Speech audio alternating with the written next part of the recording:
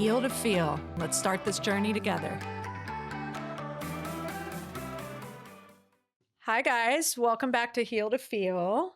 Today, we have a special guest who flew across the country, happens to be in LA, so we're lucky to have him. But welcome, Carl Radke. Thank you for having me. Yeah, thank you for coming. Beautiful setup back here. Thank you. I should have brought my my bathing suit, my swim trunks, and some tanning lotion. We introduced him to Calabasas, although he said he's been here when he used to live here. I like to say Carl Abasas.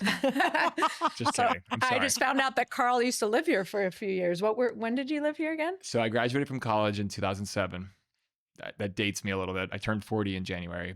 Woohoo. But I moved out here after I graduated from college. I lived in like Los Feliz area. Oh, yeah. Yeah. I was on Vermont and Armacost, which I believe is the name of the street. But yeah, now that area I think is like the cool hipster area. It is. But back then it was like the cheapest place I could find. It's a really cool area. But something I learned new that I was researching. Did you go to Harvard Business School? So I did a program while I was working for this corporation. We did a 1-year kind of managerial business school program. It was an online program. That's me. Yeah. Now, did I go to like Harvard MBA school for 2-3 years now? Okay. But it was like I think it was Harvard HBX was the name of it. Did you learn a lot from that? Honestly, it was one of the hardest things I've ever done. And I don't know how I passed. I barely passed. It's the young brain. Do you feel like now that you've made a full circle, and obviously we're going to get into everything and his launch of his new soft bar, which I'm so excited for, but do you feel like the business, like you were able to use that? Yeah, I mean, there's certain terms and like financial things that I learned that I wasn't privy to. Like I'm not a big numbers guy. Yeah. I struggled with math growing up.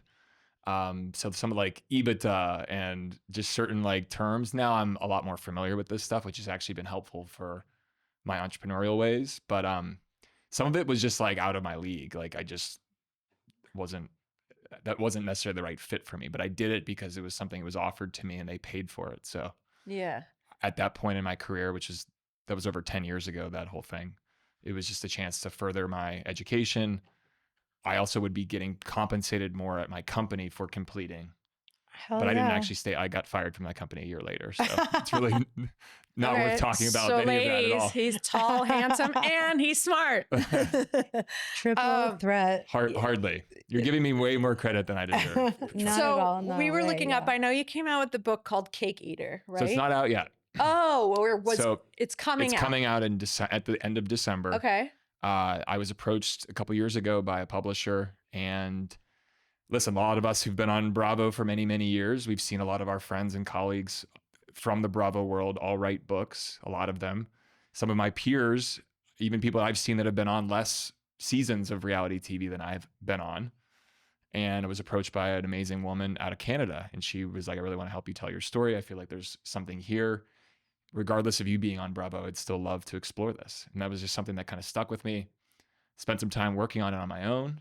Called her up actually in August of 2023 and was like, hey, I want to actually like see what we can do here. So I spent about not a year, but a little over 2 years just like working on things and then going to the table with her, working on it. Now, cake eater is a term. That's what I was going to say. Tell us. I was like, please talk to us like we're 5 years old. Because he's from Pittsburgh. From Pittsburgh. And I'm not familiar with this term, by the way. Correct. I'm going to break it down. Tell us what cake eater means. So growing up in Pittsburgh, there's an area in the South Hills, which is a very upper middle class. Typically, the perception of people from this area is you're rich, you're wealthy, you get handed everything. Growing up in this area was also where my father and my aunts and uncles grew up. Our family, blue collar, worked really hard. We weren't rich, we weren't poor, but it was a thing in our town whenever you played like another school or you went and visited like a church and played like a pickup basketball game. Being from where I'm from, you were known just in the Pittsburgh area, you're called a cake eater. Oh my God. Because you're a rich, wealthy kid that gets handed everything. It was like a joke, but it was like a thing that everybody was called. My dad even joking around when he would coach basketball or football or whatever, he'd call us little cake eaters. Now, fast forward into like even high school, we played like the other basketball team. They'd call us cake eaters. The parents would scream from the stands, cake eaters. Oh, shit. It's a thing from where I'm from. Now, fast forward to being on reality TV. Season 2 of Summer House, there's a moment which, if you watch the show, sticks out to a lot of people's memory. I was 4th of July. One of the girls I was dating at the time was annoyed with me and took the entire 4th of July American flag cake and smashed it off my face. Oh. So there's a moment where I'm Great literally just B-roll. cake all over my face, and I'm just like, what the fuck just happened? Oh, that's so the So I was tie-in. working on titles and coming up with ideas, and I wanted something that was catchy, something that was memorable, and something that like defined me, but also doesn't define me. I wasn't a rich kid. I worked hard. Like if I wanted the Jordans, I had to go buy them myself and cut grass or shovel driveways. So from a young age, it was always very confusing to be labeled a rich, Something you're not. wealthy kid when we weren't that. Our family kind of, like I said, we weren't poor, but comparing ourselves to other families in the neighborhood, we were not. We didn't have the nice brand new car. We didn't have some of the things everybody else had. And that's hard because I know with my husband growing up, they were like really poor too. And he's like, a white guy, like Jewish guy, and all the other white Jewish kids, they were middle class, but he was living the life of like a very underprivileged kid, but they never gave him the attention that he needed because they just figured, they labeled him. Yes. So that's hard. Like I think a lot of times when you're younger, I mean, it's easy to label people and judge people. And in the area I grew up in, that was kind of a thing you could be judged for, not having as much wealth, or having generational the nicer wealth car, too. or And also the nicer house, all that stuff. Right. Yeah. And where you summer and what your grandparents have and all of those things. And also, just to ride on that for a hot second, on Bravo, we are also that narrative continues that we must be extremely wealthy, elite Persians for Shahs, for instance. And we're also, all of our parents worked. We might have had a little bit more. We weren't rich, we weren't poor. And I actually never described it that way. So thank you for that. I'm going to definitely be recycling and reusing that as my own. You're welcome, MJ. Yeah. I mean, it's crazy because I'm honored. I just think it's really interesting. We have to work for everything that we want. And I love talking about the grind and the hustle. So when I saw the title of the book, I was excited because I know that everything that we see is not everything or anything that you are.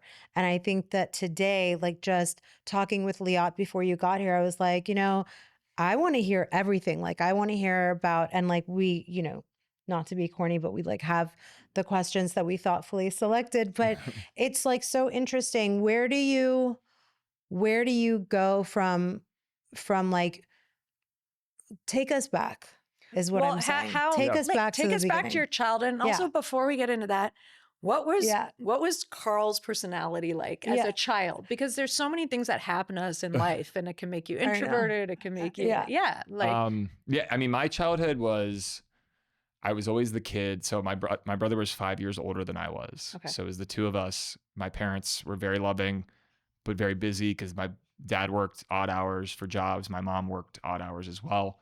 My grandparents were very involved in raising us growing up. So, I was like the younger brother, basically. My brother was a good athlete. So if there was a baseball game, my brother would be 10, I was 5. We'd go to the baseball game, I get dropped off, and then the game is playing, but I would just be running around the field, climbing in the woods. And a lot of baseball fields in Pittsburgh have, as we say, creeks or rivers next door to like the baseball field. So I'd be like in the creek looking for baseballs, looking for rocks, God knows what. But I was always known as the kid. This is like a thing that I did all the time. I would tap the parents on the shoulder and be like, can I get $1? And like, I would have this big, cute smile and like a Kool-Aid stain on my face. And more often than not, I was like hustling parents out of money at the baseball field so I could buy food at the concession stand. You're resourceful. I was always that hustler kid. I mean, just like tapping people on the shoulder, getting money out of people just for being a cute kid. Cute. But what I started doing, I was entrepreneurial. I would get the baseballs that would be hit into the woods. Like a foul ball goes behind the field and like somebody doesn't go get it. Right. I would go find the balls that no one wanted, clean them up, and sell them back to the coaches. Smart. From there, even like I had a lemonade stand in my front yard. I did all these little things as an entrepreneur, even growing up. So I was always interested in like making an extra $1. I used to sell candy in school to try and make a little extra money to buy more food for lunch. So it was in your soul. Like, always that kind of way. I was always a happy, smiley kid. I was a sensitive kid, but like very, always ready for something. I was always an early riser, and I'm still that way today. Like I get up naturally at like 5:30 in the morning every day.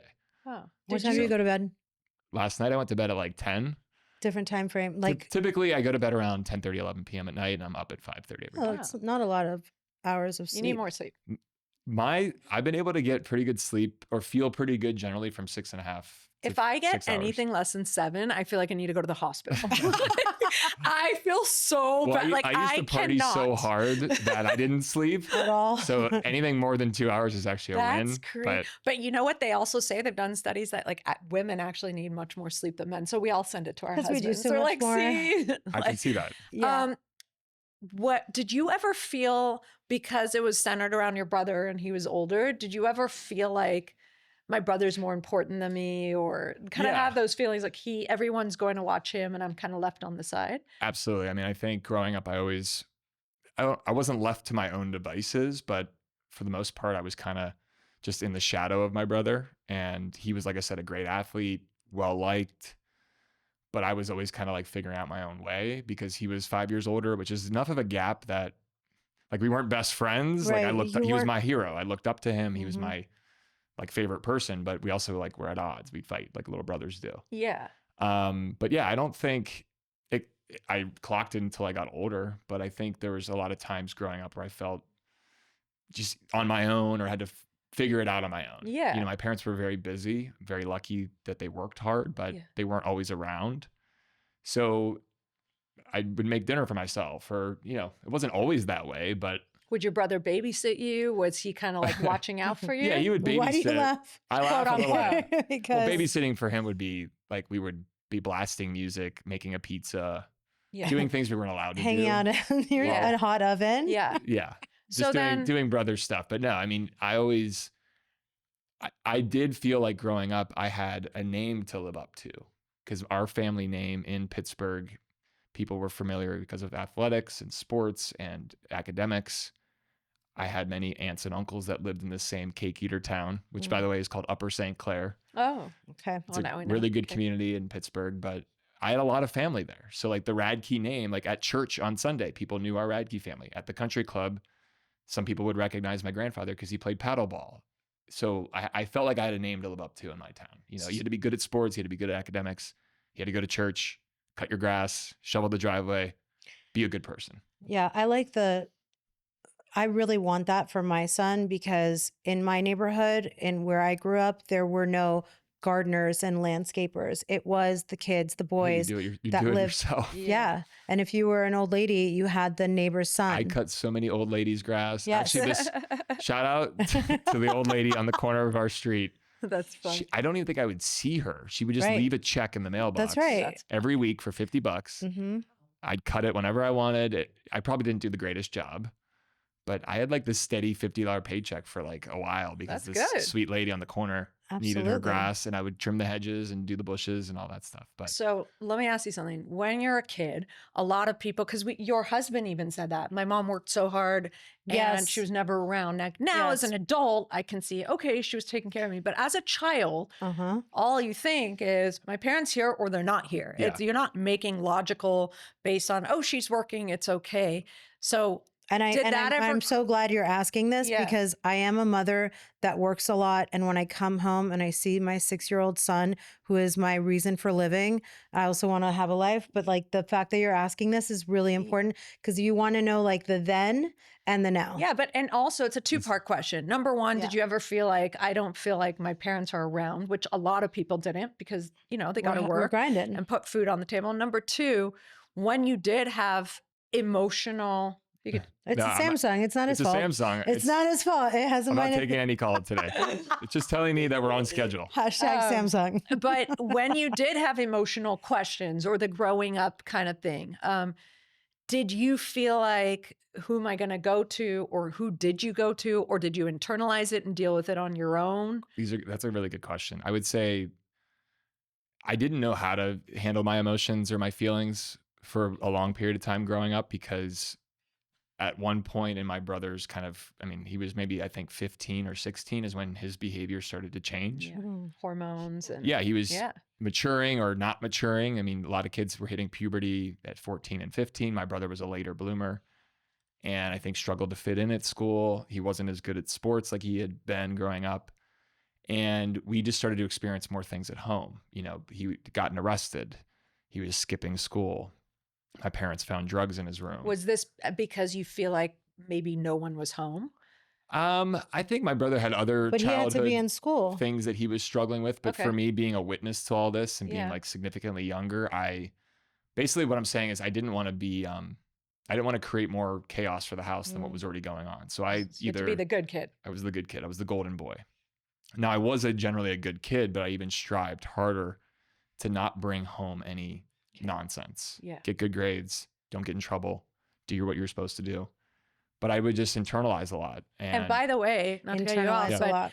I've studied that. And the kid that actually comes across as the good kid, it's actually a really hard life because basically you're taught to like, shut up, suppress yourself, don't cause more chaos than there already is in the house. And like, that's hard at the end of the day as you get older. You really have to bring up these emotions that you suppressed so hard. Totally. So that's not easy. No, it's not. I think at the time, my grandfather, my grandmother on my dad's side were very involved in my youth and raising us because, growing up, my family had some financial challenges. My dad and my mom, we had a house that we grew up in, foreclosed on.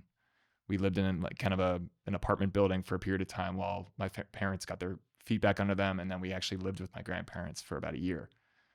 At the time, I was just feeling loved and I was happy we were living with my grandparents. But looking back on it, we were in a difficult financial situation. But I felt very loved and very supported, but I don't know, like there was always just stuff going on around our family that I just felt like if I just kept quiet, shut up, don't say anything. But I learned a lot of that from being raised by my grandfather, who was a Marine. Oh. So he had very military style. Like grandfather was named Carl Radke. I was named after him, also but named after my father, which I'll get into in a second. My full name is William Carl Radke. I read that last night. But I'm I've always he's... gone by Carl, Yeah. which is my grandfather's name. But my grandfather was very involved in my life. So I was always little Carl, even though my first name is 6'5". William and that's my dad's name. But I never went by William or Bill or whatever.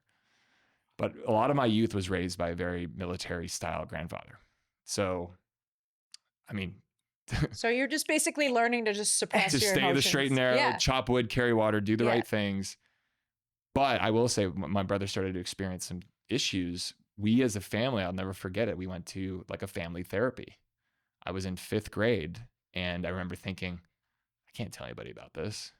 Like at school, I couldn't tell my friends I was going to therapy because you're fucked up, pardon my language. Yeah. Mm-hmm. So once we started as a family to like recognize there were issues with my brother, I didn't want to talk about it with anybody else because it was like you don't want anyone to judge you. Yeah, like this stigma and shame. But funny enough, my brother was in trouble enough where if you picked up the newspaper, you might read his name, or you would hear about it from other parents. Did you hear about Curtis Radke? Something happened.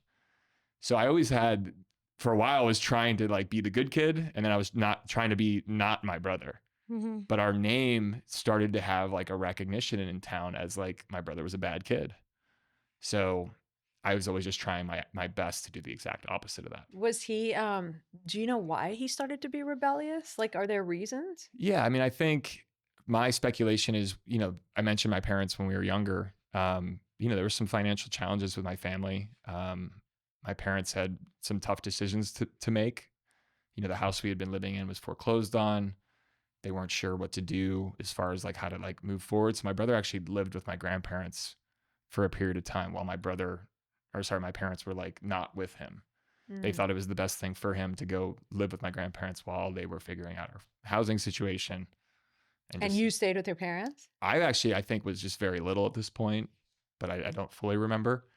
But I think my brother had a lot of whatever it is, it's all back to your childhood. And like, do you feel like he felt abandoned or like given away? 100%. So that became the pain. I wasn't in his therapy sessions, but, from my understanding and just my own work and myself, that period of time I think was really hard on him. And I think he always struggled with that. Yeah. I also think genetically our family has predisposition to alcoholism, drug addiction, mental illness. I've heard stories about crazy Uncle Larry and crazy Uncle Eddie. Like you hear stuff. Yeah. Now everybody has things in their family, of course. Yeah, the brain. But to me, my brother certainly I think had the childhood components, but also like the genetic makeup. Yeah, so couple it both It and came, it's chaos. but at that time when you're younger, you don't realize like what a disease is or addiction. You just think, I think he's an asshole because he steals, he lies, he cheats, he beats me up. Anything to just So numb his interesting. pain. Yeah. So how did he get into drugs? I mean, I don't fully know exactly when he got into drugs, but like most kids, at least who grew up in the 90s or the 2010s, I can't believe I'm saying that. It sounds so old, I even know. though it's not. Did you hear In the 90s. yeah, now it's like, what would you consider an old person? What year is an old person born? And they're like, the 2000s. Yeah, it's crazy. And I'm I've been- like, wait, but On you're only 1985. yeah, my son's like, this ain't the 90s, bro. this I'm is like the wow. 1900s. But I think at that time, I mean, I kind of related to like the music that was going on in the world. I mean, Nirvana, you know, Sure. Rage Against the Machine, Metallica. 9 Inch We had all Nails. this. 9 Inch Nails is one of my first rock concerts I ever went to. Nice. My brother always loved like the hard rock, metal, emo, Mhm. that Because kind of it's like rage. It's like getting out. yeah. your So I think he anger. was feeling a lot internally that Yeah. the music was kind of calling out. But I don't know exactly when. But I think in the community we grew up in, a lot of it was just underage drinking, kids smoking weed, It feels like in and then the I think small, from that, just little by little. because I feel like there's two places that you can fall when you're a kid or a young adult. It's either one category where you're like a thriving athlete, or the other one where you're not. And it's almost like there's not a lot of in between. You Yeah, know? there was the cool kids and like the shitty kids, and Yep. then like the band kids and the dorks, the nerds. And also, That's right. negative There's that. attention is still attention. Yeah, I mean, he kind Um, of. I think you find your like my personal experiences. I mean, you kind of connect with certain people in groups of friends, and I think the group he found himself with, they all were kind of doing the same things. And you saw him doing drugs. Absolutely. Yeah. Yeah, I mean, I remember, you know, my brother babysitting me, babysitting. Yeah. I laugh about a lot of stuff, so I hope the way I'm talking It about doesn't come off. doesn't come across It as does- like, no, it listen, doesn't- at some point No, you have it's to just- look back and Yeah, you be can't able to say laugh. babysitting with a straight face. yeah, I mean, I just Yeah. more, I've embraced some of the memories of it because it is kind of funny and the insanity of it, even my own personal story, like the things I've done, I kind of try to laugh about. But Yeah. him and his best friend in the neighborhood were over at my parents' house. It was a Friday. My mom and dad were out like a date night or doing something. My brother was supposed to be watching me. How old is he at this point? He was probably 16 or 17. Okay. And my brother was making like a tombstone pizza. This is before DiGiorno popped off. Tombstone. Tombstone was like a very thin crust cardboard style pizza, but we love Tombstone at our household. He's making a Tombstone. He's playing music very loud, which was a thing in our house. We like love playing music Oh, no, loud. there's a fire. No, Okay. he had the friend comes over and I'm sitting at the dining room table. I'll never forget it because my mom had this like vinyl-y tablecloth that covered Uh-huh. it, and very like you could wipe it with a wet cloth and it would be clean again, like Yep. that kind of tablecloth. Mhm. And Like my brother fuzzy on the bottom. pulled out a little bag and they were like chopping up cocaine. Jesus. And I was like, what? Oh. He was like, oh, it's cocaine. You don't want any of this. Like, not like trying to coerce me, but Right. just more like, you don't want to do with this. Right. And they were like doing coke. I mean, he was 16 or Such 17. a young age. But I didn't really fully realize. I was just like, oh, like whatever. Then, you know, fast forward as my brother got into like 18, 19, that's when his drug addiction continued to like fester. And there would be plenty of times, I would say I was around 14, 15, where, you know, the house I grew up in Pittsburgh, our house was it was small. It had one bathroom, 2 bedrooms. The second bedroom was upstairs, which was just one open floor. It was like a very old 1900s Pittsburgh coal mining house. It's a great house, but it was small. Like that's what I grew up in. But the room I shared with my brother was just one open room. So I didn't have my own bedroom. I didn't have my own door. That's how I grew up. But you know, most kids have their own little private oasis. I never had. I had my own little room, but it was shared with my brother. Mhm. So a lot of that time period of his drinking and drug use, I was also like front row seats. And you're like 13 at this I was a little point. kid. I didn't really Impressionable. realize, but you know, more often I'd see him shooting up. You know, he had like a rubber band of sorts, like an old balloon or something, like a tourniquet. Mhm. And I remember looking over and he was shooting up, and I still like, it's kind of hard to think about because it's such a surreal thing to see someone do because it seems so like crazy. But that was something I witnessed him do, and then I'd find other paraphernalia in his Did room. you tell your parents? I didn't tell him. Did he say, don't tell mom and dad? No, I don't even think I realized what was going on. Yeah. When Did you're they 14 know? and you see like, yeah, they knew something was up, but Yeah. to that degree, probably not. Yeah. But yeah, like as a kid, I don't know. It's like you could show a 15-year-old on the street, someone shooting up, they're gonna be like, what's he doing? Like Right. it's such a shock that I don't think I really clocked it until years later. Did he go to rehab ever? Many times. Right. But you know, our family, because of the resources, we didn't have, like, we weren't in a position to send my brother to the nice Malibu, Betty Ford, or whatever it was. So we would, I mean, it was more tough love, like the local AA meeting at the church basement, or the therapist who Your grandfather didn't have that same impact on him then, did he? Because it sounds like he really took you under his wings. And I mean, my grandfather loved my brother too. I think my brother lived in fear of my grandfather once his drug addiction fully was taking place, because you know, my grandfather would have just slapped us silly for that. You know, he came from a very different era, very different. And his way of like kind of ruling the roost would be spanking or belting. So my brother was like hiding from my grandfather, because if he heard about any of that, it would have been an issue. But our family always was like, I don't know, like there's these problems that were going on, but some of it just kind of got swept under the rug. But like, that's so that era too. Was your brother super sensitive, would you say?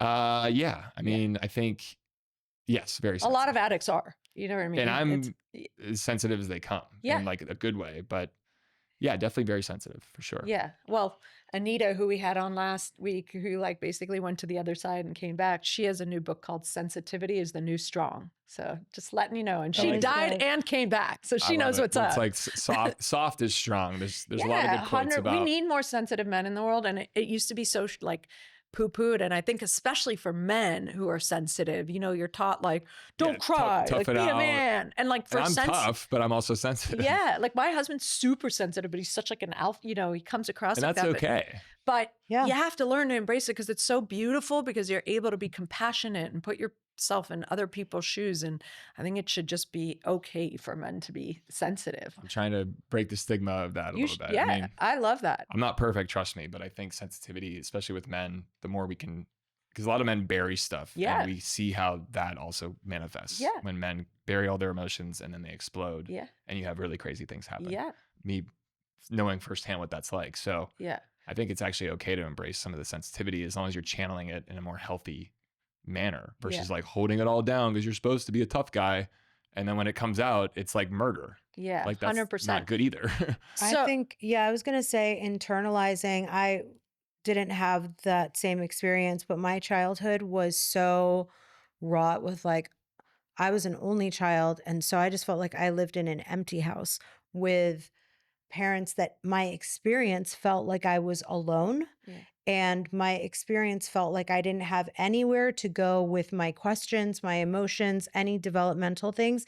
So now I feel like as an adult, I'm just trying to work my way back from whatever I experienced when I was a kid. Mm-hmm. Just so that now when we were talking earlier, I was like, you guys, I came to a point in my life where all I know is how hard I'm working, how much I want to accomplish, and hashtag Samsung. It's so funny how it opens up and it's like a cube. It looks like a magnetile. It's the brand new one. I'm sorry. I'll turn this thing all the way down. It's totally fine. It's actually pleasant. As far as bells. It sounds like a laundry machine when it's done. Yeah. It's but like you know what? I grew up in that house too. Like my parents were physically there, but emotionally, like I also had older brothers that were 5 and 6 years older than me. So it was like being an only child. Yeah. But you realize as an adult, like when I have a problem, I need to be alone and like figure it out. And then I'll come to you, because that's just how we processed emotions. Something that just struck when you were just talking there came up to me is it was less my parents. What I really yearned for growing up was that brother relationship. And I think when the drugs and alcohol took over, I didn't realize that was what was happening, but I lost my brother in that process where I was always very jealous of my friends who had brothers and how tight they were, or even sisters. Right. And to this day, when I see a brother and a brother, I'm like, it warms my heart. Or like if a good friend of mine still has a brother living, that I'm like, I don't know, I like look at that and kind of feel something, because I wish I had that level of relationship with my brother. We were tight, but then once the drugs and alcohol took place, it was really difficult for me and our family because one minute he's telling the truth, one minute he's not. So hard. So many resources of ours, money, clothing, DVDs, CDs, my bicycle, Nintendo 64, PlayStation has all been sold. Like all of it was Anything taken. to feed the addiction. Exactly. Yeah. So there was just a lot of confusion. But the one thing I always wanted was like, I wanted a brother. Yeah. Of course, I wanted my parents around more, but I think I understood then how important we needed to pay the rent. We needed, like, it's the house we grew up in, my parents didn't own. You know, after the foreclosure happened, we moved into a rental house, which was great. Like, that's what it was for us. Like, but my parents, I think I wanted them around more, but I understood why they weren't. I wanted my brother to be normal, is what I wanted. Do you think you value your guy friendships like a lot? Because I Beyond. know my because I didn't have that and that emotional, like my girlfriends are like my world, like my Same. family. I'm so grateful for them. 100%. Right? My guy friends and even some women friends of mine, they're like, it's funny. Even my text, I'll like, hey brother, is what I say to every like true good guy friend of mine. I call him brother. Yeah. You know, Kyle, who's a lot of people have seen me and him and our friendship on TV. He's like a brother to me. And I love your guys' really, and We have a great I love the three of you together too. Who's the his third? wife, Amanda. Amanda. She's amazing. Like it's almost like you guys are like family. It reminds me of like my friends. You know? We It's are. like, And Kyle and I have this brother relationship that, I mean, it's formed over many years, but I really look and hold strongly to those male and female friendships that are not, they're just, you know, they're your friend soul based, family. and like, Yeah. those are where I really lean on. Can I just add that the only time I feel comfort in someone that gets siblings and I don't is that I'm like, well, you could have, my mom always says this because she probably feels guilty that she didn't have more kids to give me siblings. She's like, you could be fighting. Like, you know, what if you had brothers and sisters, but you hated each other and they like stabbed you? And then I wanted to say the relationship that I see must be so different between you and Kyle from what we don't see, because the last few years it's been like you left or you were kicked out, and then now you're doing soft bar and he's like some lover boy is going to be in it. So I want to hear a little bit about like what we don't see that's actually happening, because I'm surprised well, I'm not really surprised because I know it's the same for what happens with our show, is like how much you guys film for like 12 weeks, right? And then there's a whole year. And then you wait. I mean, there's 52 weeks in a year, last I checked. And then you wait a year. I'm not talking about the year that it airs, but like you guys are year-round friends, right? And since you were, you were with Loverboy from the beginning, right? Yeah, I joined. I mean, Kyle, when I first met Kyle, was in the Hamptons. There was no Bravo summer house at this point. Well, that's what I wanted to go back. Before we Okay. get into it, Okay. how did you get on TV? How'd you get on Summer House? Yeah, I mean, dumb luck. Okay. And I look back at this moment all the time, because if I don't go to that particular thing that day, I'm not on the show. It's like absurd. Interesting. But isn't that life But is all every life move is like you that. make? Yeah. Kyle and Everett, who are good friends of mine, they were two guys that I knew before the show was ever a thing. Now, I've been going to the Hamptons. In your 20s and 30s, when you move to New York, a lot of kids that are seemingly doing better successfully, professionally, they share a house in the Hamptons over the summer. Now, I had joined a group of friends. This is back in 2015. Group of friends was like, yo, we're renting this house in Montauk. It'll be $4,000 for the summer. Mm-hmm. And you get like 6 weekends you could go and do your thing. I went my 6 weekends, and boy, did I have a good time. I met Kyle and Everett that summer. Kyle was this guy at the club. I was the guy at the club. I was the bottle service guy. I'd get a big bottle of rosé, and I'm talking like tall, like a 6-liter. Where are you getting the money Magnum. for this at the time? At the time, I was in sales making money, but I also was like expensing shit and like just being a total just insane person. But I was the guy that would order the big bottle to like lure the women and the cool people to my table, and like thought I was the cool guy. The one person I lured was Kyle, unintentionally. And he came over to my table. I'll never forget it. He was basically like, in his own Kyle way, sick bottle, bro. And I was like, do you want some? And I was a douche, total douche. And I had this thing where I could pick up the bottle, like a 6-liter with one hand. I could fully pour it over and pour a glass. Oh, it's shit. really hard to do because With one arm? Yes, because it's super heavy. That's big. Like Without like a I was bigger than a Magnum, like literally a bottle from here it's to the bigger ground. than a Magnum. Damn. You've seen them in like Mykonos and like Yeah. like That's what it no one reminds me actually of. drinks these Mykonos, things. It's like a peacock move. Like Bob the Builder has to actually turn it over. I was like, if you want some, you got to take it by the hand and pour it yourself. And I showed him how to do it, and he grabs it and he's like, couldn't do it. couldn't do it. So we like bonded over this. Fast forward maybe a week. I used to live in Soho in New York. There's an Equinox that's like very central.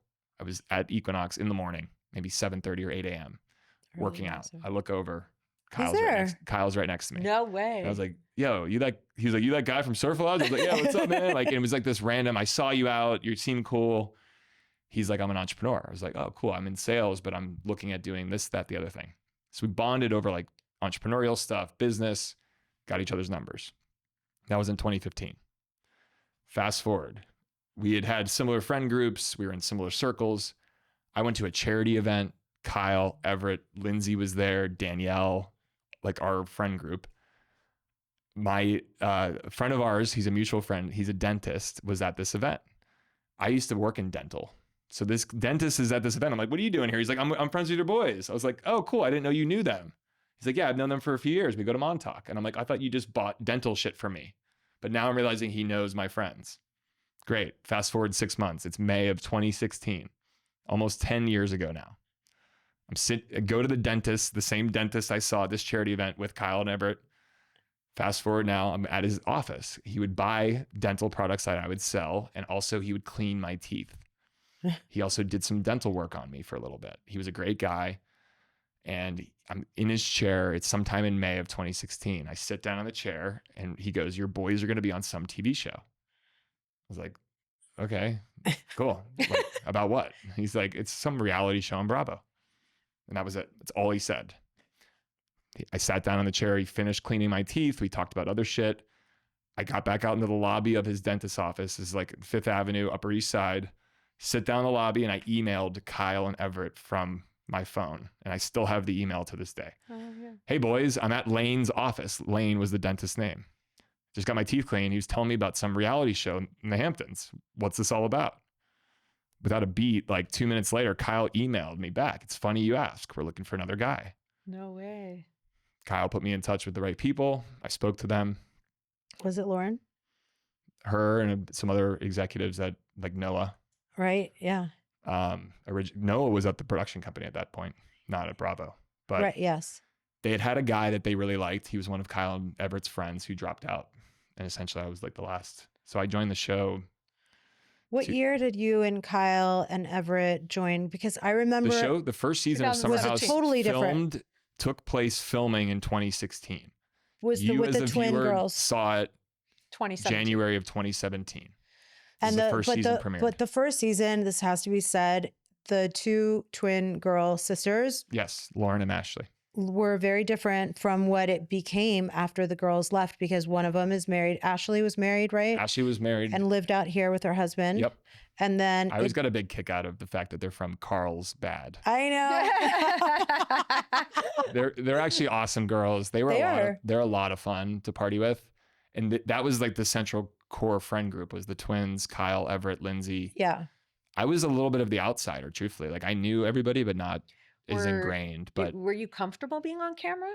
So I was, because I went to Syracuse University. I studied TV and film.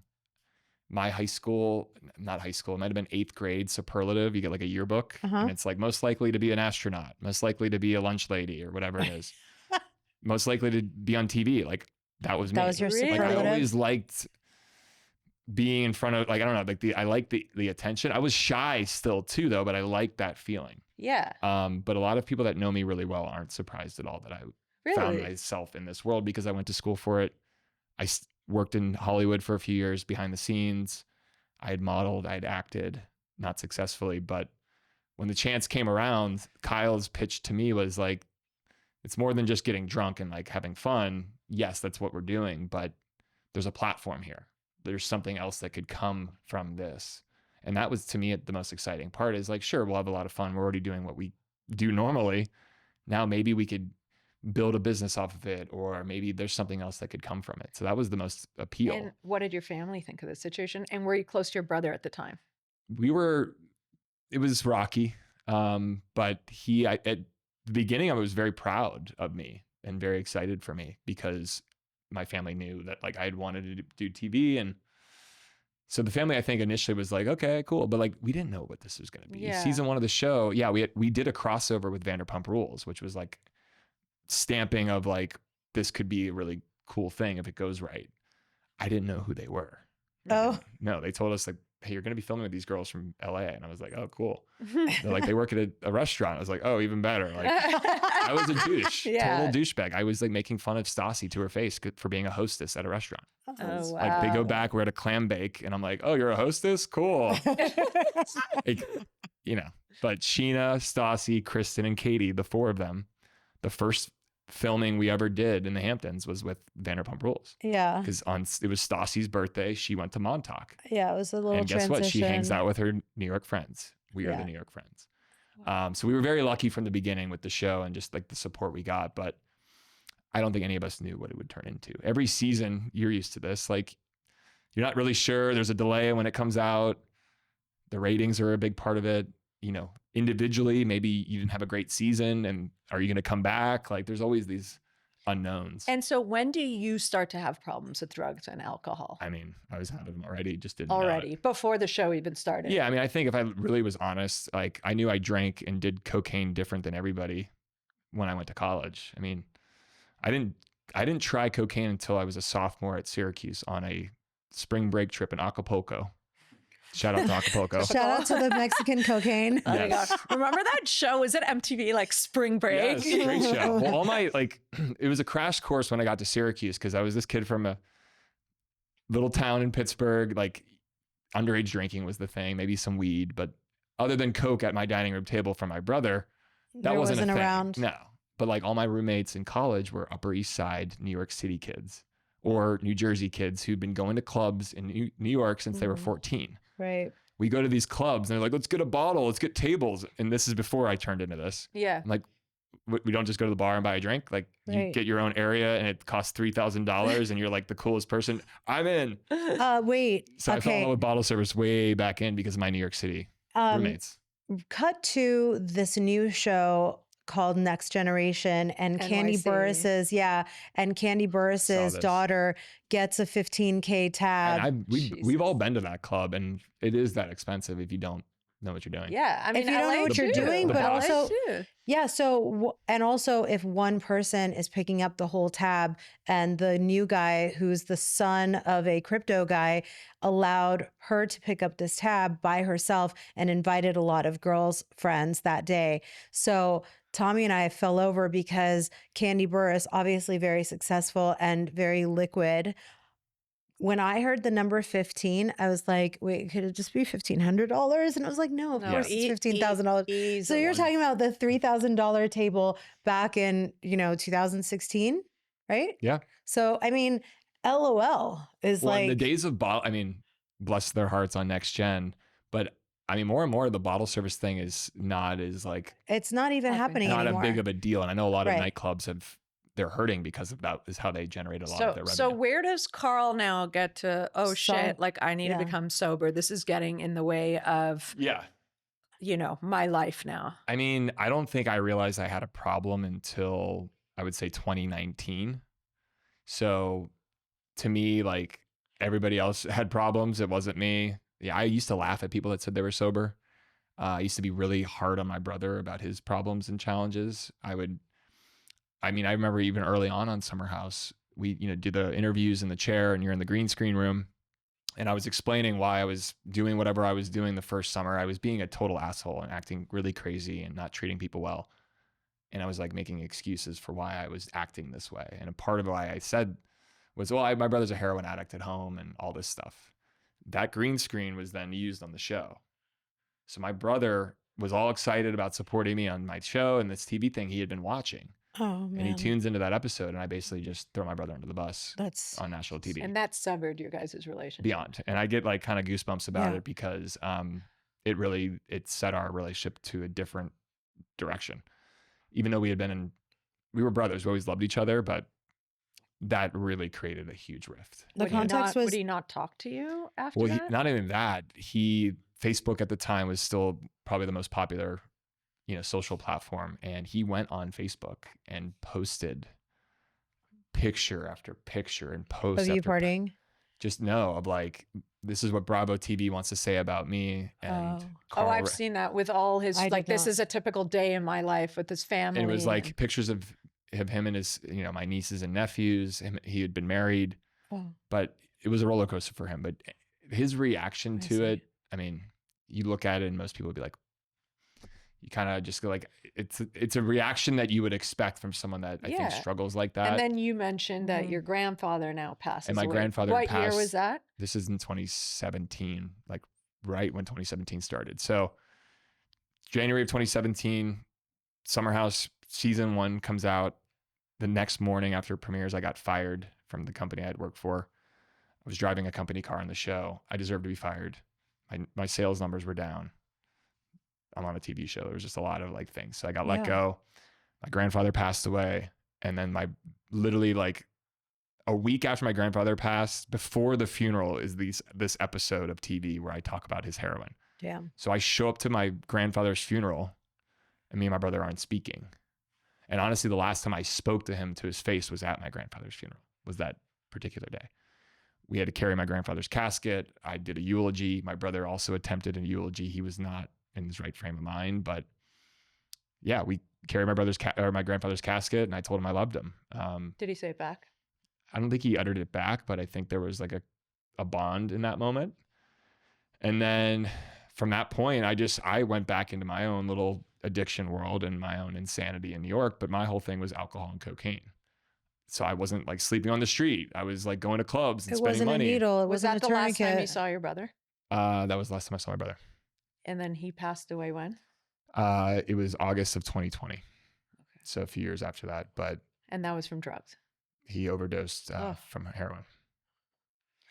But I was going to add this, and the only reason I do is because it's something I kind of had a weird breakthrough recently.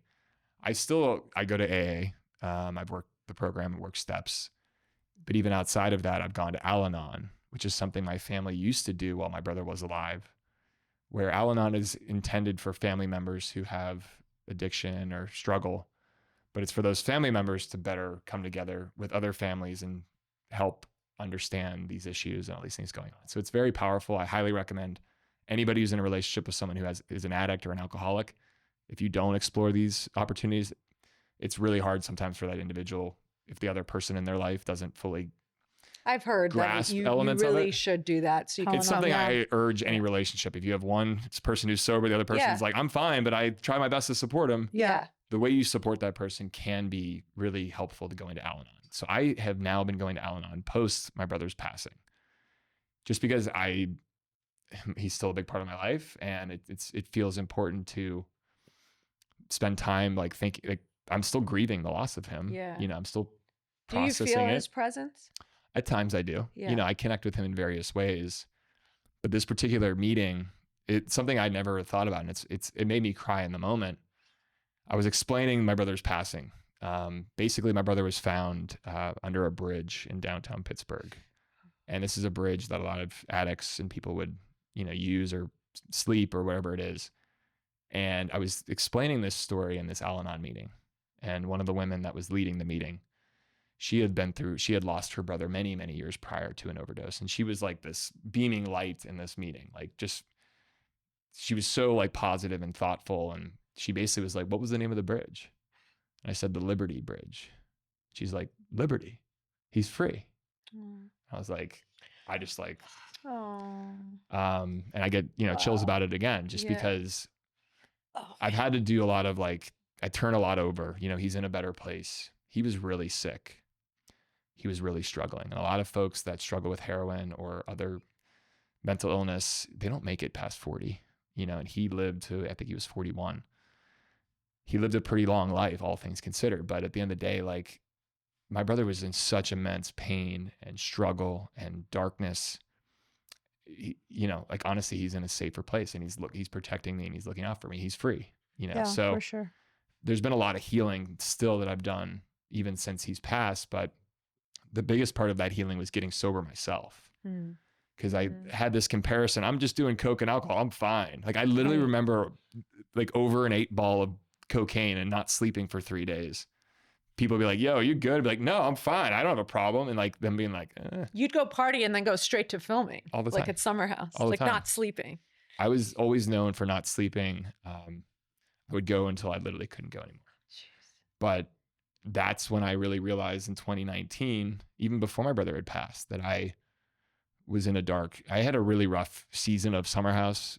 Season 4, I'll never forget it. I treated some people on the show very poorly, and even so poorly that I had been called into the offices and sat down by like Lauren and others who MJ knows very well.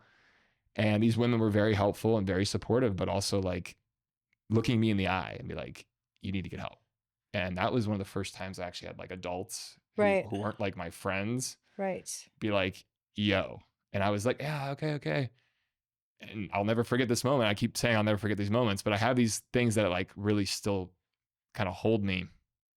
And I wasn't fully honest at that point because I could not be open about my cocaine problem. I thought I could just be honest about the alcohol. I had a major cocaine issue.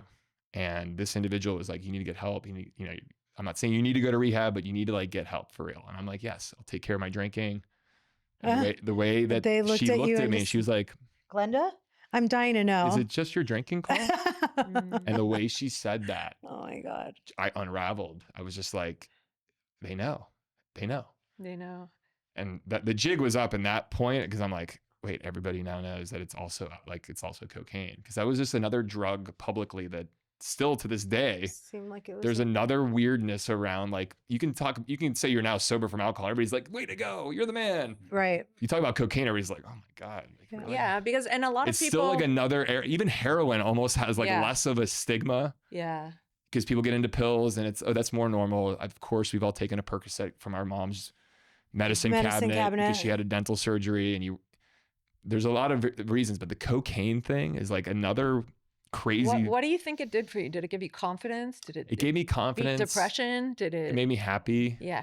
Till it euphoric. didn't. Yeah. Because the East Coast is get closer to Columbia, so it's less stepped on. I mean, and so cocaine it's also more was like a euphoric. social thing that I thought was like, I just love being like, this sounds insane. I like being like the man. Yeah. And like if you had like the bottles and the Coke and the girls, like you were the cool guy, even though at the end of the night, all that shit would fade away. And I was literally by myself. And I was just getting into this cycle of like thinking that was like normal. So after being sober and now not using cocaine and alcohol, a lot of people, even to this day, just people that aren't even addicts, like it, you have liquid courage and it makes you a little looser and it gives you this kind of courage to say things that maybe you wouldn't do. And it makes you get out of your head a little bit. It gave me everything I thought I needed socially. Yeah.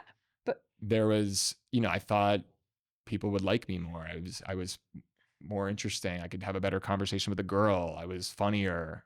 Do you feel now that how was the transition of now not only going back into social situations, you're now on camera, you don't have, everyone's drinking, fine, but you don't kind of have that, vice to kind of, was that hard? Was that a hard transition? I mean, I get this question a lot. And I think for my own story was, I was in such a dark place that my drinking after a period of time, like I wasn't fun. I didn't enjoy it. I was miserable inside. I also wasn't fun to be around. People that I really like and respected also were distancing themselves from me just because of how I was acting. So it was almost like on that level, like I didn't want to lose friends. I didn't want to be the guy that no one wanted to hang out with.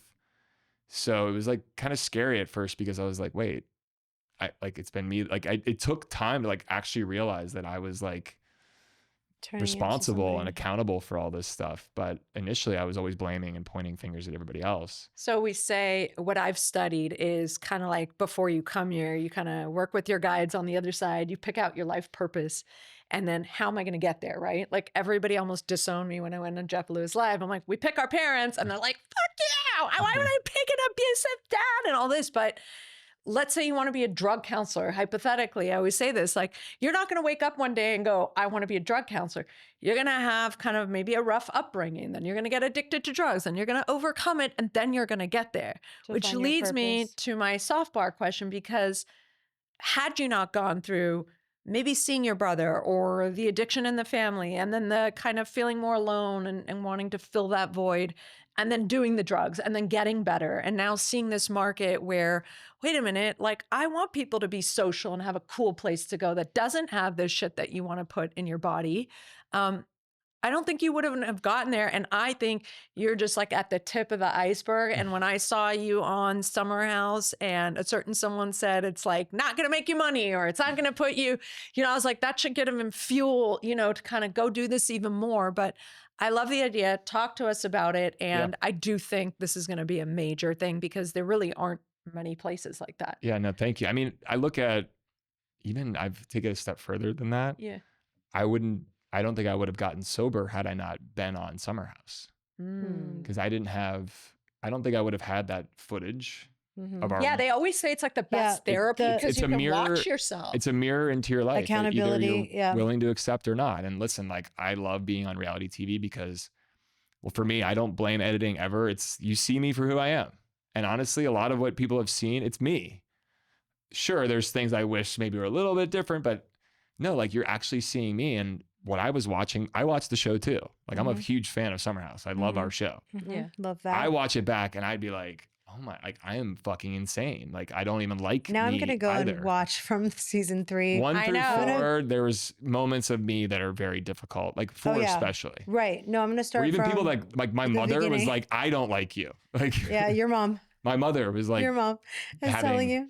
So I'm very lucky that I had footage and film of my behavior. Not a lot of us are familiar with how we behave on weekends or after drinking, or all the things. Right. Nobody gets to see it. No one gets to see that. No. So I was offered this whole thing. I had this idea of who I thought I was, and boy, was I the opposite. I thought I was this cool, like, fun, outgoing. Yeah, like, so what if I'm a little abrasive? Like, but it was like, no, like, you're a drunk, alcoholic, fuckboy piece of shit. Like, that's what you are. When I thought I was like this successful, good looking, cool guy. No, like, this is, so to answer your question, a lot of my life, being able to look at it from this perspective now, like, I wouldn't be sitting in this chair at all if it wasn't for signing up for a show, but actually going through and like being really honest with my life and looking at things that were uncontrollable or things that I couldn't manage. But as I've gotten further into like my professional part of this, like, I love sales, like, I'm good at it. Kyle also really has like built something really special, and I really believed in what he was building and I wanted to support him. But as I started working in the alcohol industry, to your point, not only was I faced at the beginning, I started with Loverboy drinking. Yeah. 2018, Kyle put a can, didn't have a label on it. He's like, yo, what do you think of this? And I was like, this is fucking delicious. Let's make 3,000 of them. It took us 15 more tries to get to the right can officially. Like, the first one I tried, I was like, this is perfect.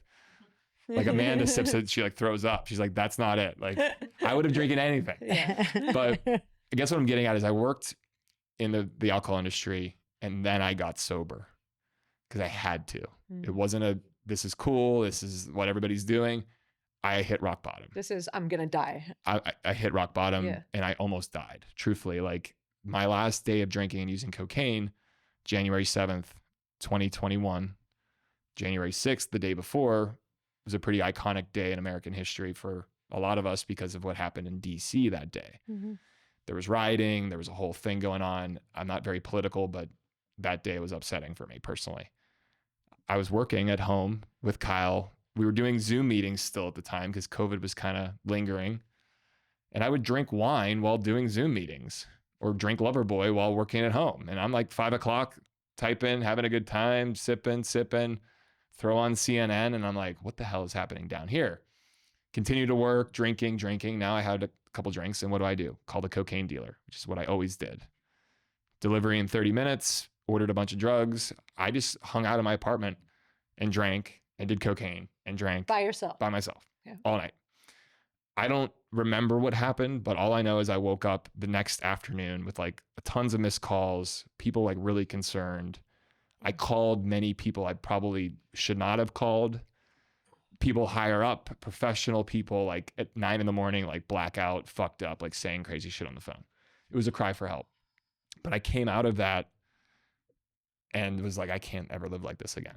So my decision to stop drinking is really to stay alive. That's my story. So like for me, everything else now is like, the way I look at alcohol and cocaine, it's going to kill me. And it almost did. When your brother passed away, was that not a wake-up call? Not initially, no. Okay. It was like this huge tragic shock and loss. But yeah, absolutely. After grieving the loss of him, then I realized I was like sad and really depressed. And the only way I could feel better was to drink and to do cocaine. And guess what? That made it 3,000 times worse. Yeah. I mean, I was suicidal. I didn't attempt to take my life, but I think by doing copious amounts of drinking and cocaine by myself, I mean, I was only asking for something like that, but I'm lucky to be alive. And I've had to turn a lot of it over to gratitude, and just, it's a blessing that I get to wake up every day. And tell us about Soft Bar, which is so exciting. So, I know we got off on a tangent, but like, see how all this leads to something beautiful. It all comes back to Soft Bar, but I'll land this plane eventually. Okay. When I started working with Kyle and Amanda in 2018, I was drinking a lot, but even drinking at an alcohol company, you don't realize like, oh, like getting high on your own supply. And like, someone told me this very early on in Loverboy. They're like, Carl, he who sells the most Loverboy doesn't drink the most Loverboy. And I was like, oh, okay, that's cool. He was trying to give me a little pep talk, but I didn't really clock it at the time. But working at an alcohol company while not really fully realizing I struggled with alcohol was definitely a unique experience. But when I got sober, I still continued to work with Kyle and Amanda. But that's when it really became eye-opening. Because here I was at an event and I'm like holding like a cup of water or like a Poland Spring or Arrowhead bottle of water, just doing whatever I can to like fit in, and I'd always be like, well, why am I not holding something else?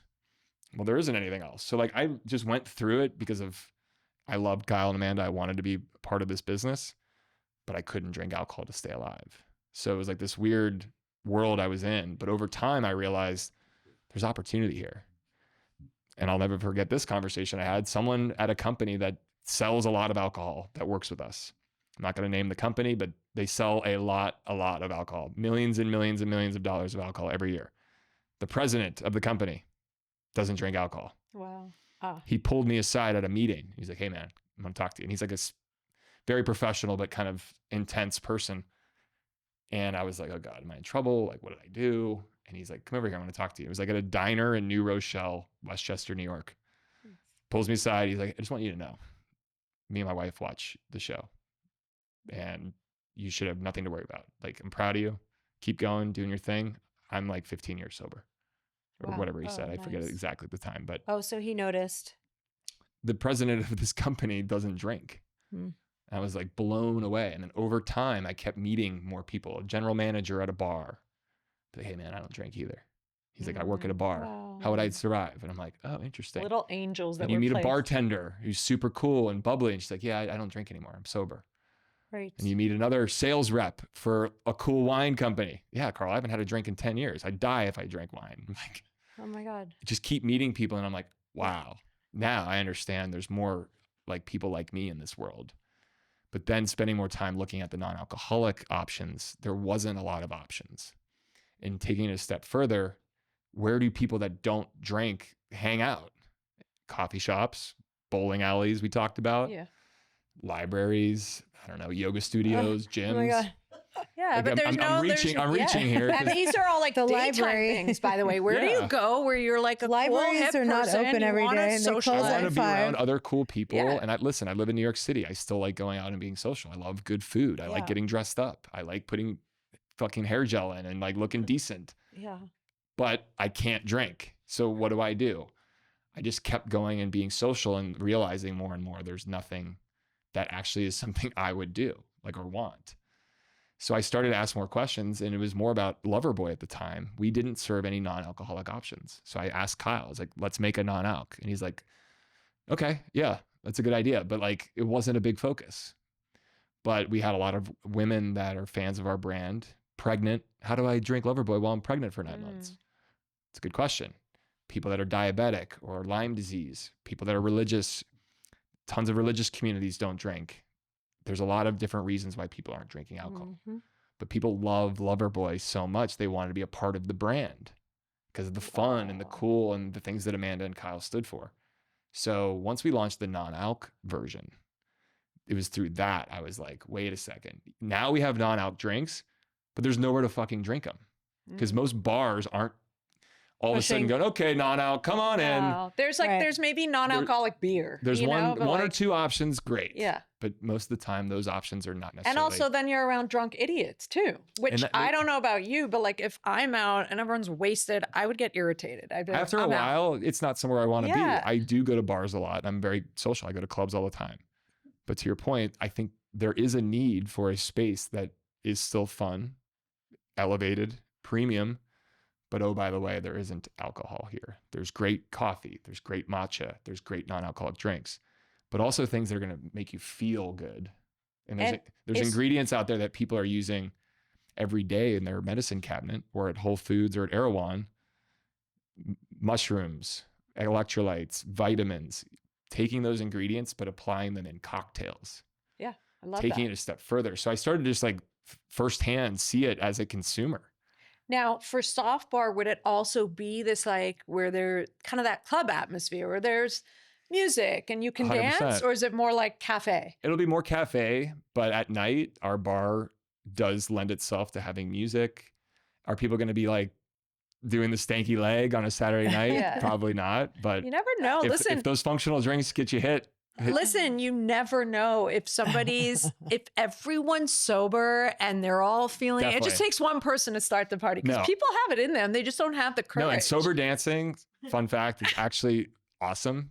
It's so much fun because you realize like it's all good if you look stupid. Yeah. But once you get over that hump a little bit, exactly. To your point, once one person kind of does it, we are going to have more than just the drinks. Yeah. It's going to be a community. It's going to be a meeting place, a third space. Oh, I love that. Before going out on a date, after a date, honestly, it's the best first date spot of all time. Yeah. Most first dates right now, I would say, this is just a guess, a lot of women don't typically want to be drinking a lot of alcohol on the first date. No, you don't, because you'll fuck up the date. Your guard guard will be down. You'll ask the wrong questions. Your meters are off. You can't recognize any flags if there are any from the it's also not guy. attractive. If I was a guy, I'm like, that's not wife. Some women want to feel safer or less intense environment. Yeah.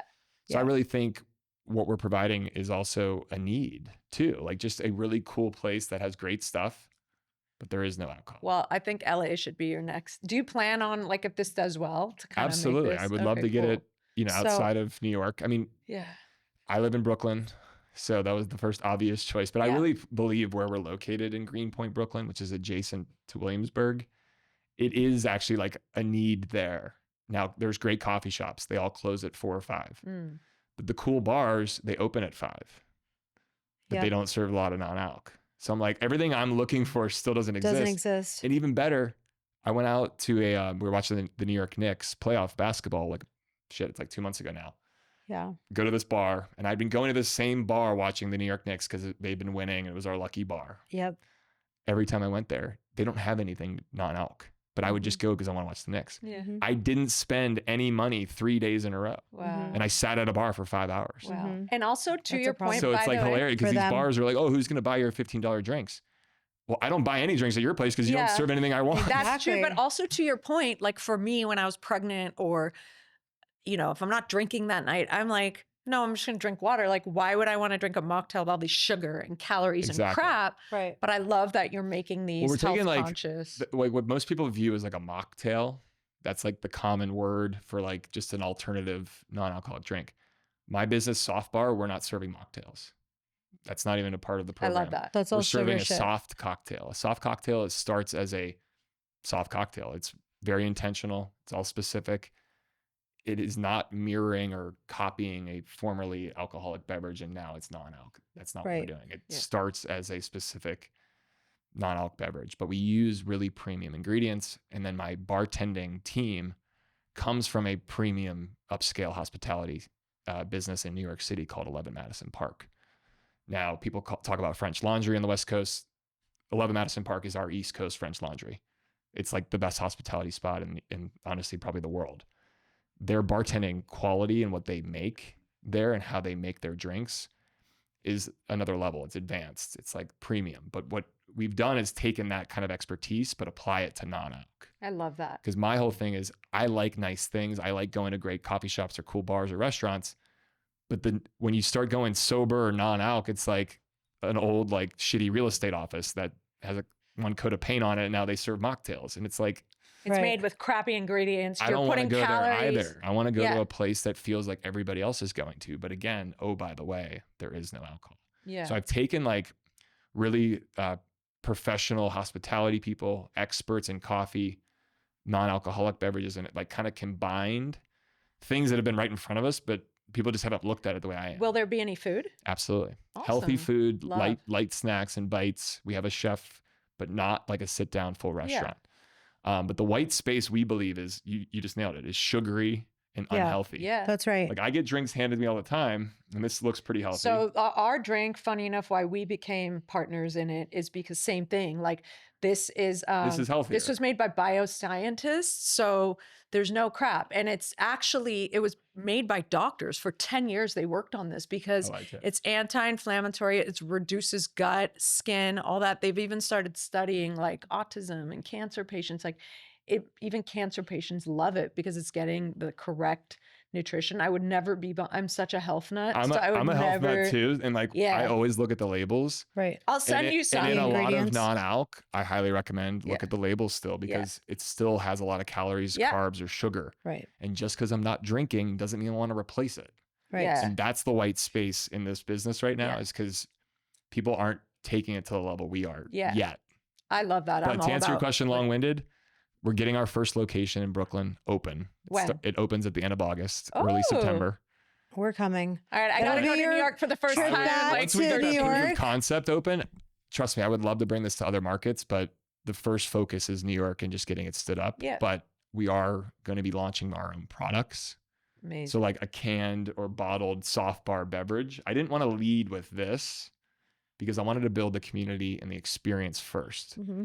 A good example would be like Rayo's marinara sauce out of New Got York. it in my pantry. But like it didn't start as a marinara sauce. It started as the restaurant, and I then you didn't love know the that. restaurant, and That's now really you great. buy the sauce. Yes. Oh, I didn't know that. But and the pasta. I didn't want to just offer here's our soft bar drink. Right. Yeah, but me and you talked about this. The intention behind community. the bar wasn't to make money. The intention behind the bar was to give people this experience that doesn't exist. And that's why I know it's going to be successful. The goal always was I wanted to open a place you could come. This is kind of my elevator pitch in my head. A place you can come any time of day, regardless of how you describe your relationship with alcohol, and have an amazing experience. Yes. Doesn't require you to be sober. You could have smoked a joint on the street and walk in, we're going to serve you. It doesn't matter how you describe sobriety or whatever you want to call it, because that's the stigma that happens. Is there's almost like I'll send them. I experience it in my own little world, which there are certain things that make you almost feel like you're not as sober as someone else, or you're more sober. Like, and I've gotten in a lot of trouble for talking about stuff like this, but like some people still drink tons of Diet Coke and are sober. They smoke cigarettes, and that's totally fine. Whatever works best for you. Yeah. Right. And there's some of it that's kind of funny, but I've learned a lot just being in this kind of public ethos about sobriety, where I realized not everybody's as confident as me saying they're sober. Not everybody is comfortable describing it. Not everybody thinks that they have a problem, but some people just want a break. Some people just want a space they can come to, and it doesn't matter that they are sober or not, but they can come here and feel welcome. A lot of what exists currently, and there are bars in LA, I've been to them, that just serve non-alcoholic drinks. It feels like a place where, like, if you don't go to AA, like, you're not supposed to be there. And I don't want that. Not everybody is comfortable like I am in the position I've been in my life, where I don't care. Like, I raise my hand. I'm a Coke addict. I'm an alcoholic. Yeah.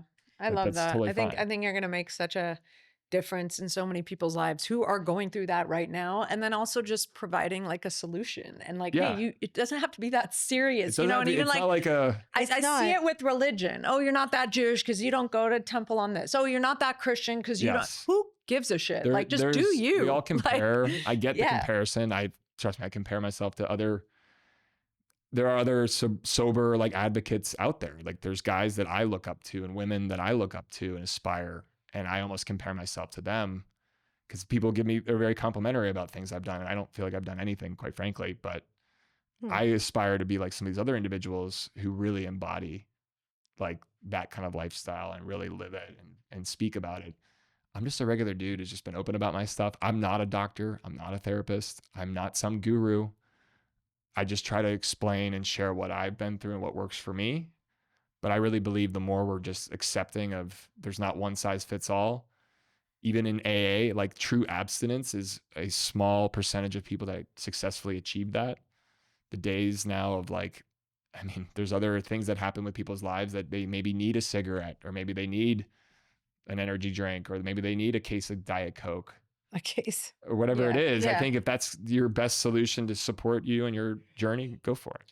Thank you for being so open and vulnerable. And also like, thank you for using your platform to make like a wonderful difference. I try. You know, I mean, the in one this thing that world. hit me a couple years ago, because I've always looked up to athletes, or for whatever reason, athletes were something like that was like it stood up outside of me. Like I've been very fortunate. I've run into certain actors, or I've met some really powerful people, and I'm like never quite as moved quite like I am with meeting an athlete.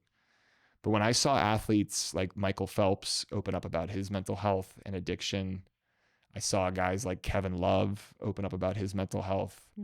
DeMar DeRozan was another athlete. Even Darren Waller's an NFL player who has opened up about his addiction. That was when I started to realize, okay, that guy, Kevin Love, NBA All-Star, married to a beautiful woman, great basketball player, but he like was so depressed and mentally unstable for like a couple seasons with the Cleveland Cavaliers. He would be on the road and not want to come out of his hotel room to go to the game. And he was the best player on the team. Yeah. Like hearing these stories from men like that is what allowed me to feel more confident, because I realized there are guys and women, men, all the above that watch Bravo, that if one person connects with what I talk about or relates to me and they feel more confident to call a friend or reach out for help, that's why I do it. Yeah, that's what I was just going to say. Just like- You're, I wanted you're to that add, guy. yeah. I'm that guy for those folks. Yeah. But guess what? Yes. Can I be honest with you? It blows me away. I've told this story a few times on podcasts. I can't tell you how many times I get stopped in the street in New York City. I got stopped a couple weeks ago. I was coming out of the subway station, like coming up. Girl walks past me pretty quickly, and I can tell when people know they're walking by me, or like there's a feeling you get of like, oh, they might recognize me. So I'm like walking, and then I hear Carl, and I turn, hey, how are you? And she's like, and she was like trying to find the words. And I walked closer to her. I'm like, it's all good. Like, how are you? And she's like, I just can't believe I'm meeting you. Like, you're the reason I got sober. Oh And I'm my like, God. If This that is doesn't make your amazing. day. I mean, can I be honest? I literally go, me? Yeah. I didn't do anything. Little me. You did the work. Well, you Yeah. shared your story. But what I try to tell people that tell me this, and this is how I feel better about it, Oh God. because I feel like I get way more credit. I'm uncomfortable with compliments and praise because I don't feel like it's deserved. And especially work on that self-love, little Carl, little baby Carl. I am. But when I tell anybody that says something like that, I say, you know what you're going to do though? When you've made these changes and you're getting the help you need, you are going to impact someone in your life without realizing it. Just because you're living more purposefully, you look a little bit healthier, you're sounding healthier.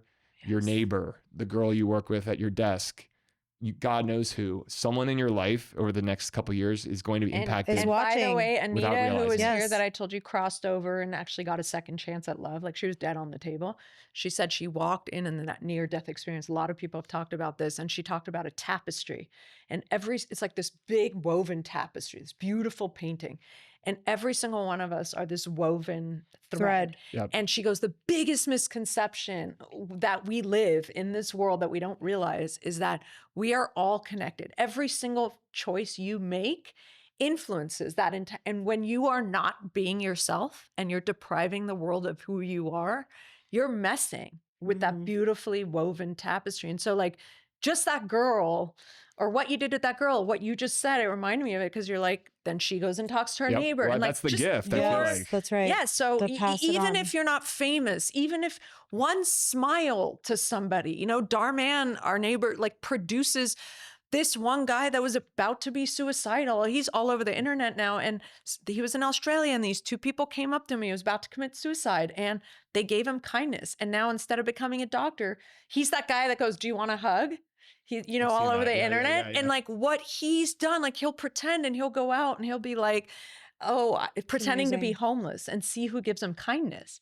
And there's so much kindness. And he gives them a hug. They start crying, gives them $1,000. And just that could like, you never know. He's like those two girls that sat next to me saved my life. Totally. I just So- wanted to add, like, when you talk about soft bar and the concept, I realized that, like, I used to do all of my interviews on Shaw's drunk. There were bottles Same. of wine. I used to get It's hammered. crazy. Yeah, we're like, how did I even Hammered. do the I wouldn't questions? step foot in that studio unless I had a That's couple crazy. drinks. Yes, Always. and they would let us have alcohol during the like 4-hour interview, so you'd get progressively Well, of worse. course, they just want I they had want good They TV. didn't want it. No, they I had didn't want the sessions interview. They completely had to delete because yeah, I was yes, so fucked up. They didn't want it actually because it wasn't in scene. It was when they need you to be sharp and on point. Now, Today Me is doing my interviews sober. I would never think about a job. drink. Never. You got to be sharp. I'm not correct. I'm not sober. I'm a mom, and my lifestyle of being productive, having nothing to do with a sobriety journey, but it is a sobriety journey because it's a choice of having a clearer life and all of the benefits without that formality. But it doesn't mean that when you describe soft bar, that's somewhere that I want to go because I've gone out where there's nothing on the menu for a mocktail. There's nowhere for a place for someone to go when they want to work and they want to network as well when you're sick of the office, but you're not, you know, whether you're a single person or you're a mom or whatever you're doing, it is a place where I feel like I could go because I want to have a place, you know, like Well, a Yeah. Cheers. We without- want you, like, that's exactly who we want coming yeah, like to Soft Bar in is my laptop. women with children that have busy lives, but they still are doing maybe a workout class with their girlfriend. Yes. After the workout class, where do you go hang out? Right. Yeah. Give me a place to go. You don't go to where- juice bars and hang out. You can get a juice, but you're probably But not there's no staying vibe. there. There's no Correct. vibe where you say, That's right. We That's could talk exactly to right. Carl. I want Carl to I come back. know. Next time you come Please to do. LA, Well, please, next time we I could go talk. to LA, I got to bring Soft Bar officially out here. But Oh, That's right. we're- I mean, if 100%. any place is ripe for what we're doing, it would be out here. I mean, there's places that do it. I think like Alfred's a cool coffee shop. I love that place. Yeah. But Alfred closes at what, 5 or 6? Yeah, It's still a 4, coffee 3, shop. 2. No one But- wants coffee Actually, at night. it's funny because our coffee shops do close, even our chain ones do close really early in the day because after 2 or 4 or 5, whatever, there's no reason, right? But that doesn't mean that we shut down and we have Correct. nowhere to go. Otherwise, or you're stuck going to restaurants. Correct. You Well, I know, think Right. because I understand why some people may not need coffee after 4, but there's a lot of alternatives to coffee that aren't going to keep you up all night, but Yeah. also provide focus and calm that you would still enjoy at 5 o'clock or 6 Yeah. p.m. Yeah. Just like you would, I don't know, during the day. But like, we really think like LA would be a great market for what we're doing. 100%. Calabasas. 100%. Calabasas. Calabasas. Yeah. But we've Calabasas. got to get the first one stood up. I mean, I've been building this from scratch with, I have a really good team of people, but I think I was telling maybe before we started recording was, I took over a industrial garage Yes. in Greenpoint, but it's never been a bar and cafe before. That's Now awesome. people are going to go, you're crazy. Why did you do that? Well, the rent we got because I don't need a liquor license in any of my Amazing. business because we don't serve alcohol.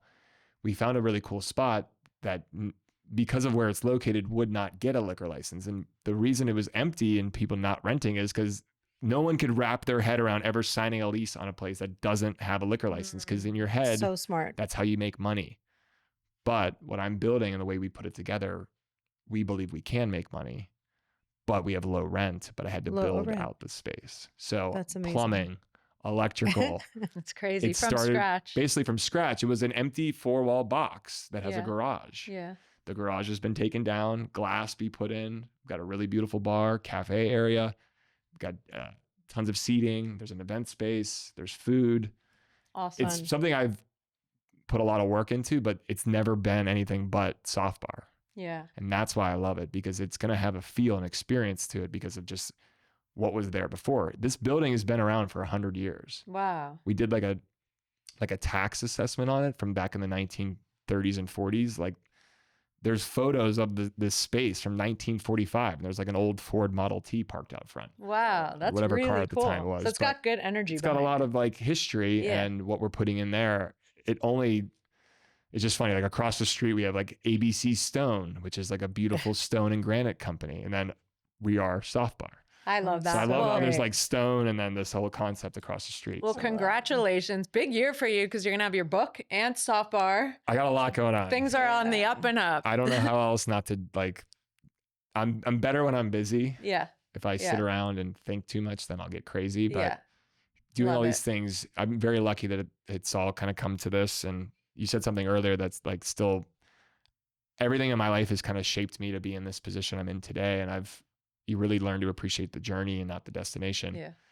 But it took me some time to appreciate the journey Yeah. because there are many times where I was like, this hamster wheel. But as I got sober and got more balance in my life, the highs aren't as high, the lows aren't as low. It's just kind of like a wave I ride. Where before it was like this crazy up and down. Yeah. But now I've got this like wave I ride. My life's Peace. pretty darn good overall. Sure, I Love have my that. days. Yeah. I just got a text this morning from something for soft bar, which isn't good, Oh. but it's just part of owning a business. And Sure. Oh yeah. Being an entrepreneur, you gotta just. I've watched my husband do it. I mean, you It's just hard, gotta. You but- gotta remain. It's up and down, but you gotta remain. And haven't you stable. also Yeah. experienced that with Kyle and with seen- Loverboy, a lot of ups and downs to take you through? Yeah, Kyle has actually paved the way for me Yeah. in a lot of ways. But I've definitely learned even just how much he took on himself that I've realized like I can't do it all, even though you think you can. No. So I've really gotten good at delegating and finding That's- the right people I remember same and, thing. and I empowering them. I don't micromanage, give them the keys, make them feel good and do what they've been it's the assigned only to way do. to do it. It's the only way to do That's it. But been a really good blessing for me is like letting people do what they're supposed to do. I remember the turning point with my husband when he had to be like, okay, like, cause he wanted to control everything. I gotta delegate. And when he did that and let go, yeah, they're not you. They don't think like you. Might be not driven like you, but it's the only way you're going to expand. So And yeah, you can't do it all yourself. And like, But didn't Kyle try to get no investors and did it without other outside investors? And then when he first started the business, he did like a friends and family investment. I actually invested as a friend and then I joined the company, but he has gone through a few rounds of investment. Being a CPG product, there's a lot more capital needs where with what I've built, if we can get this first location right, the business model is set up to sustain further growth. Yeah. So if we're doing the business I think we're going to do or hopefully going to do, we will generate enough revenue to reinvest that revenue into another location or into the business. Are we going to need to raise more money? Probably, like most companies, but sure. I don't want to be on this. I'm going to be on this wheel of having to constantly raise money, but I don't want to always if we Have don't to. have to. yeah, Right. I love it. Well, Some companies have congrats. built themselves to be kind of self-sustaining. And I would like to get into a place where you're not constantly, there's a lot of businesses that publicly look really cool and exciting and awesome, but they're always raising money to kind of just keep going Keep through the the- same thing. Keep it going. It's Yeah. really And a lot hard. of those are the product-based companies. Like Casper Mattresses is I ran by their store in Melrose today. I look and I'm like, why do they have a brick and mortar store? Hmm.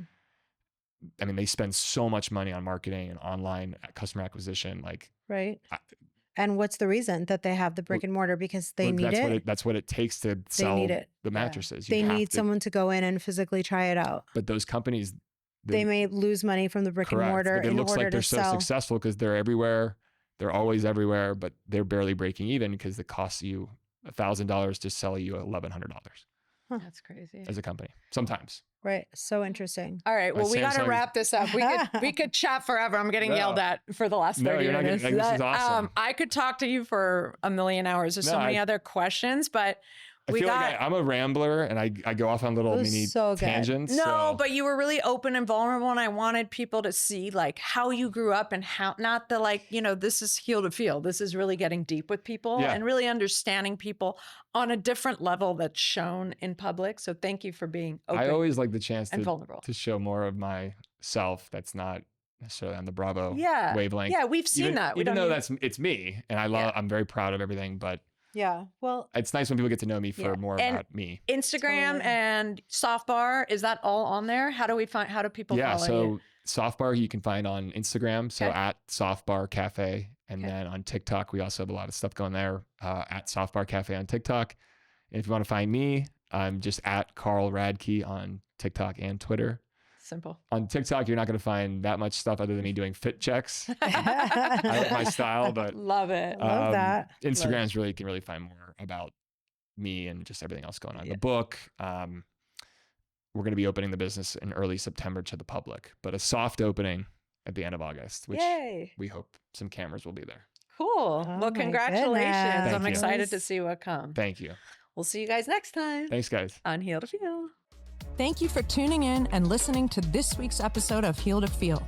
You can write in and ask your questions on our show's IG page at H2F Pod, and we'll address your questions on next week's episode.